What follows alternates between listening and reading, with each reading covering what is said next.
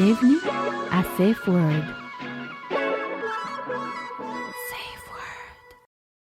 C'est fou quand on y pense qu'une seule chose qui nous a été dite peut changer le cours de notre existence. Un jour, une personne m'a donné un conseil qui a changé le reste de ma vie. Quand j'étais au secondaire, je faisais du théâtre. Mon metteur en scène, qui était Fabien Cloutier, nous enseignait le théâtre au secondaire. Et je me souviens qu'une fois, on était dans une répétition. Puis, à chaque fois qu'il me donnait une correction pendant que je lisais mon texte, je m'excusais. J'avais tellement peur de déplaire que je préférais m'excuser pour quelque chose que j'avais pas fait, juste au cas où. Puis je me souviens qu'après plusieurs excuses, Fabien m'a regardé et me dit « Pourquoi est-ce que tu t'excuses? » Puis moi, j'étais comme hey, « J'ai aucune idée. J'ai aucune idée pourquoi je suis en train de m'excuser en ce moment. Je m'excuse de ne pas être à la hauteur, je m'excuse de ne pas l'avoir dit correctement, je m'excuse, je sais pas, je m'excuse. Je m'excusais pour tout. Puis il me dit « Arrête de t'excuser pour qui tu es. C'est correct que tu l'essayes d'une façon. Moi, je te dis de le faire d'une autre façon, pas parce que ta façon était pas correcte, juste parce que j'ai le goût d'essayer quelque chose d'autre. » Puis à ce moment-là, j'ai réalisé, j'ai fait « Wow, OK. J'avoue que je m'excuse pour rien. » Puis j'avais jamais réalisé que je faisais ça, m'excuser pour rien. Puis à partir de ce moment-là, je me souviens que dans mon petit cerveau de jeune fille de 15 ans, il y a quelque chose qui a cliqué. Puis à ce moment-là, on dirait que j'ai une confiance en moi qui est embarquée que j'avais pas avant. Je me suis juste rendu compte que c'est vrai que je m'excusais pour rien, puis que dans le fond, c'est vrai que j'avais pas besoin de m'excuser pour qui j'étais. C'est pas grave de faire des erreurs, c'est pas grave de pas faire bien la première fois. L'erreur est humaine, et on est nous-mêmes. On peut pas tout changer. Puis ça, c'est vraiment un conseil qui m'a suivi toute ma vie, qui me suit encore aujourd'hui. Puis c'est souvent le conseil numéro 1 que je donne à mes amis ou aux gens de mon entourage. Quand je vois quelqu'un être 100% lui-même, puis de s'excuser parce que tout d'un coup, il y a eu un élan de joie ou de folie, puis que là, tout d'un coup, la personne est self-aware de la personne qu'elle est ou de sa réaction qui était peut-être démesurée, puis là, je m'excuse. Non, excuse-toi pas. Sois toi-même, sois fou, sois déluré, sois content, sois triste, sois fâché. On devrait jamais s'excuser pour qui on est ou de la façon dont on exprime nos émotions. Tant que ça fait pas de mal à personne, la façon dont nous, on agit devrait pas, en aucun cas, nous faire sentir mal. On devrait pas avoir à s'excuser parce qu'on est heureux ou parce qu'on est triste ou parce qu'on vit quelque chose ou parce qu'on a une personnalité qui est plus grande que celle des gens autour de nous.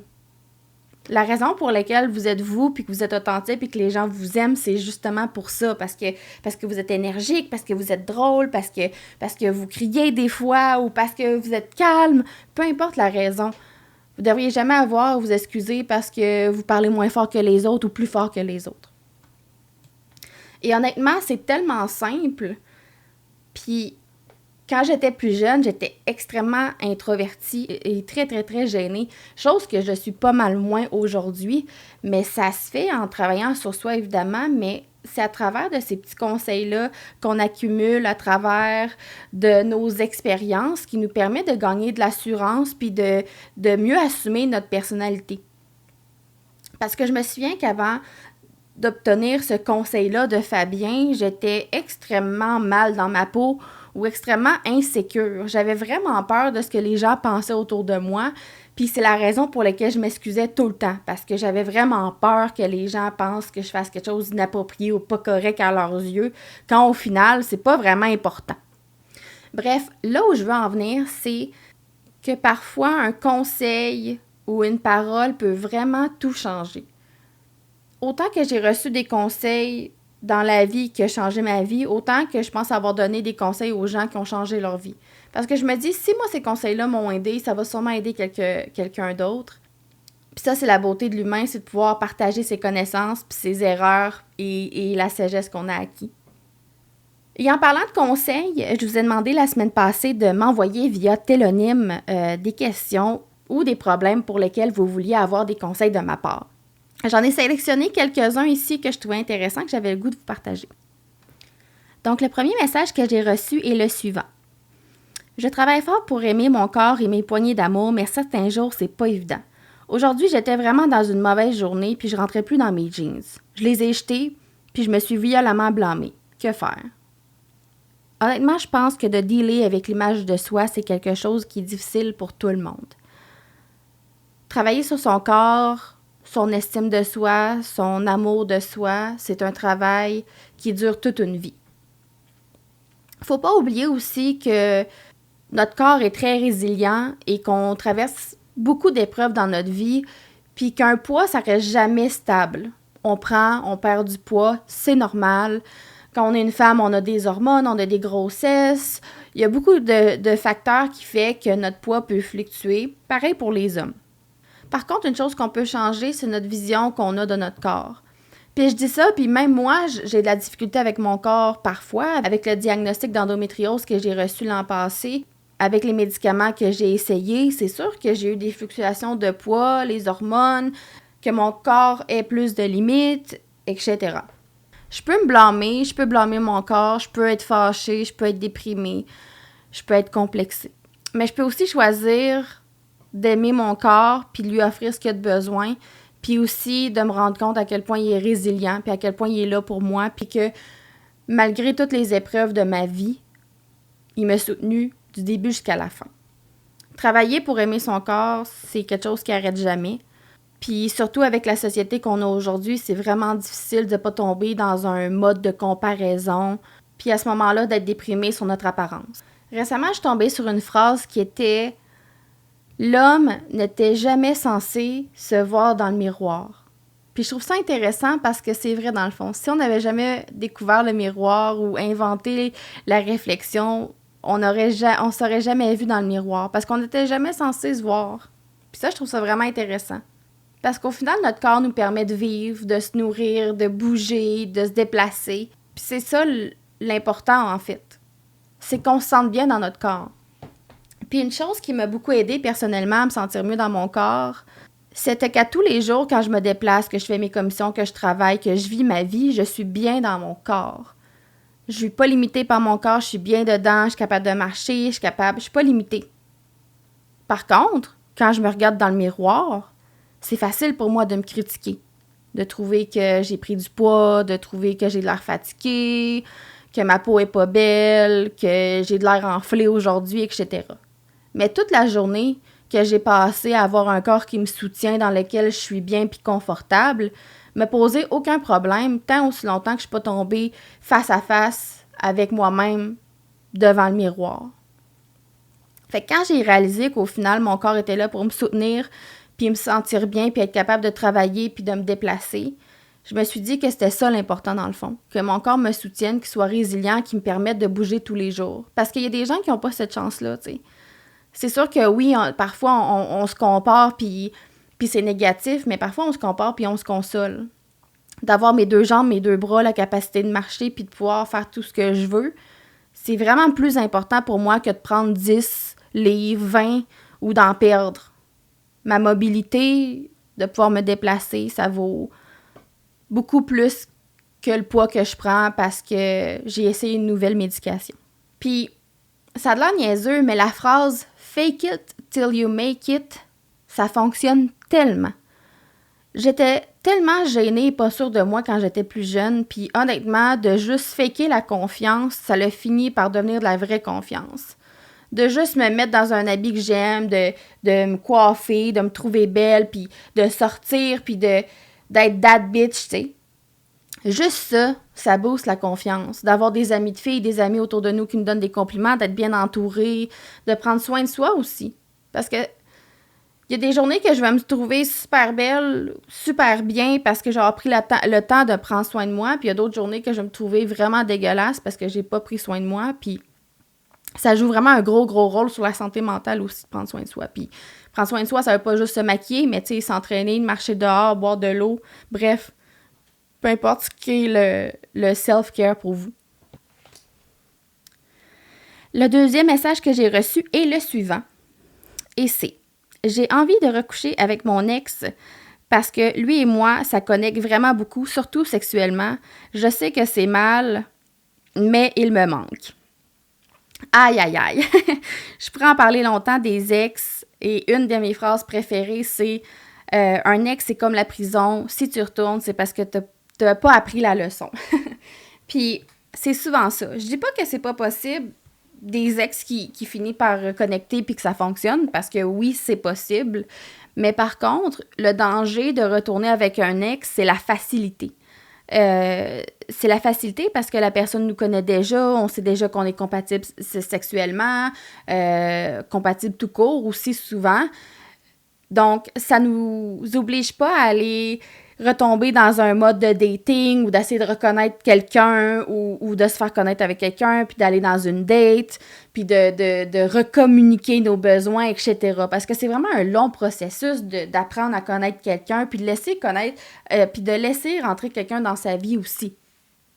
Principalement sexuellement, parce que veux pas, c'est une intimité, puis de créer une intimité compatible avec quelqu'un, c'est pas toujours facile, surtout quand on est célibataire puis qu'on essaye de trouver quelqu'un qui est compatible à travers de tout l'océan de personnes célibataires qu'on retrouve sur les réseaux sociaux, sur les applications de rencontres et dans les bars, peu importe où est-ce que vous faites vos recherches. Mais c'est ça, c'est le danger, c'est que c'est la facilité. Puis la facilité, c'est toujours dangereux parce que dans ce temps-là, on sort pas de notre zone de confort puis on n'apprend pas à connaître quelqu'un d'autre. On se dit « Ah, ben mon ex est là, fait que c'est facile, moi, juste y retourner. » Puis c'est un peu vicieux comme comportement. C'est un peu malsain comme comportement parce qu'à la longue, ça te garde dans une situation stagnante. Puis on veut pas ça, une situation stagnante. On veut apprendre à connaître d'autres gens, on veut explorer, on veut pas retomber dans les bras de son ex. Il y a sûrement une raison pour laquelle c'est notre ex. Fait que moi, là, toutes les gens qui m'écrivent ou qui me posent des questions à propos de leur ex en me disant « Ouais, mais sexuellement, ça fonctionne, puis c'est facile, puis on s'entend bien, puis quand je veux, je l'écris, puis ça, tu sais, booty call à peu importe l'heure, puis ça fonctionne. » Mais en même temps, si on veut avancer, il faut mettre le passé derrière nous. Ton ex fait partie du passé, donc on est rendu à passer à autre chose. Puis je suis sûre que tu vas trouver quelqu'un de compatible éventuellement en faisant un peu de recherche puis en sortant de sa zone de confort, évidemment. Le troisième conseil que j'ai ici, que j'ai envie de vous partager, c'est un peu dans la même veine. Quelqu'un qui écrit « J'ai le cœur brisé par un gars qui se fout de mon existence. Je sais que je dois l'oublier, mais je trouve ça très difficile car je ressens que nous avons une chimie qui aurait pu fonctionner parfaitement. » Ben c'est ça. On retrouve un peu le même pattern qui est de retourner avec quelqu'un qu'on connaît, un ex. Ici, je trouve le conseil est dans la question parce que j'ai le cœur brisé par un gars qui se fout de mon existence. Déjà, le problème est là. Parce que dans la vie, tu veux pas donner ton cœur à quelqu'un qui se fout de toi. Puis ça va jamais fonctionner si tu donnes ton cœur ou si tu essaies de t'investir dans une relation qui n'est pas équitable. L'amour, ça devrait être égal, ou du moins que les efforts soient mis ensemble pour que ça fonctionne. Que ce soit quelqu'un qu'on a déjà fréquenté, qu'on veut fréquenter ou qu'on fréquente. L'important, souvent, c'est de suivre notre intuition. Hein? C'est vraiment, vraiment important. Puis souvent, on l'attend cette petite voix-là qui nous dit que c'est pas correct, fait qu'on continue, mais finalement, on le savait que c'était pas correct puis qu'on aurait dû s'écouter la première fois. Mais déjà, de savoir que le gars se fout de toi, c'est déjà bien. Puis ça devrait déjà être assez pour passer à autre chose. Parce qu'en amour, que ce soit seulement pour une relation ou pour un couple à long terme, les efforts devraient être mis de façon égale des deux côtés. La personne devrait être autant impliquée que toi tu l'es pour que ça fonctionne. T'as pas envie de donner ton énergie, ton amour à quelqu'un qui s'en fout de toi, puis ça dans n'importe quelle situation, que ce soit amicale ou amoureux ou même familiale. Quand ça va juste d'un côté, quand c'est one way, ça fonctionne pas, puis ça fonctionnera jamais. Les gens qui courent après quelqu'un parce qu'ils sont désespérément en amour, puis que l'autre personne s'en fout, ça sert tellement à rien. La personne a fait son choix, dans sa tête, elle n'est pas intéressée, elle n'est pas intéressée. Je dis pas que c'est pas possible qu'une personne puisse se réintéresser à un moment donné, mais quelqu'un qui s'en fout de toi, puis qui a mis ça au clair, qui s'en foutait, puis que toi, tu continues à faire des efforts pour que ça fonctionne, puis que la personne, clairement, elle continue à te laisser entrer dans sa vie, mais qu'elle fait pas plus d'efforts, c'est un gros red flag. Le plus gros conseil que je peux donner, c'est de connaître sa valeur avant de la partager. Puis c'est quelque chose que j'ai discuté récemment en live. Parce que oui, je trouve que c'est important de reconnaître sa valeur avant de la partager avec quelqu'un. Puis une fois qu'on est conscient de la valeur qu'on est, on est conscient aussi des efforts que les gens doivent faire pour mériter notre amour, mériter notre attention, mériter les efforts. Ça va des deux côtés. Si tu t'épuises à essayer d'aimer quelqu'un, c'est déjà voué à l'échec. Ça devrait toujours être simple, facile l'amour. Puis je dis ça, puis c'est pas simple ni facile, mais le sentiment d'amour est facile. Quand on aime quelqu'un puis que l'autre personne nous aime, ça devrait pas être compliqué, surtout pas au début. Moi, quand j'ai des amis de filles qui me parlent qu'ils commencent à fréquenter quelqu'un puis ils sont même pas en couple, ils font juste à peine se fréquenter puis ça devient déjà compliqué, moi je dis nope. C'est déjà compliqué maintenant, vous avez déjà des chicanes maintenant puis ça fait juste un mois que vous fréquentez, oublie ça. Passe à autre chose. C'est vraiment important de reconnaître sa valeur puis de laisser entrer des gens qui reconnaissent sa valeur aussi. Je pense que ça, c'est vraiment, vraiment, vraiment le plus important. On fait toutes des erreurs, on couche toutes avec des ex, on se trouve toutes lettres une fois de temps en temps. Personne n'est parfait. Mais le plus important, c'est de réaliser que c'est pas parce que on a une journée de marde qu'on a une vie de marde. Puis ça, je le dis souvent.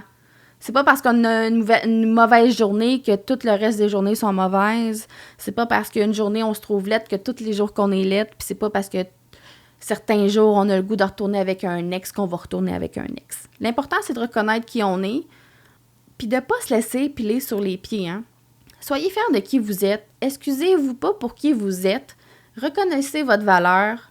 Faites les efforts pour vous trouver bien dans votre peau. C'est aussi simple que ça.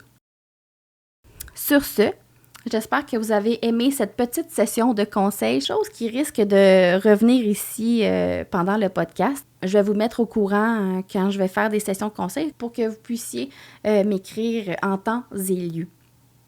Merci beaucoup d'avoir été là. Merci encore pour votre participation et votre écoute. On se dit à la semaine prochaine. Bye bye.